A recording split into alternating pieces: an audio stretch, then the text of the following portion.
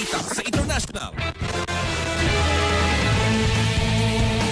Karon na ito, tubukan mga balita sa kawas na naso din miabot. Nasa 37.5 bilyones dolyares ang nagastos sa Estados Unidos alang sa nagpadayang gubat ni batok sa Iran. Sumapa ni US Defense Secretary Pete Hegseth. Doon din na ngayon ang administrasyon ni Presidente Donald Trump ang duga nga 87.6 bilyones dolyares nga pondo diin 67 bilyones dolyares ang igahin alang sa operasyon sa Middle East aron sa matubag ang kakuwang sa bala kagamitan og sweldo sa mga sundalo. So nagpagatubang ni Hegseth sa Capitol Hill so kan nagsugod ang gubat sa Iran upat na kabeses nga nabalda ang iyang speech tungod sa mga demonstrador na bisinggit og supak sa gubat.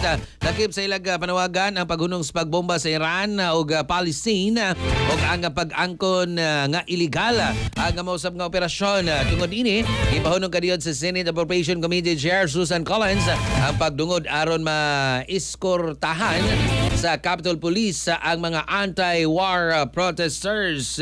Kasikas Express Balita. Cellphone Plus Gold. Mapalit sa mga butika sa inyong lugar.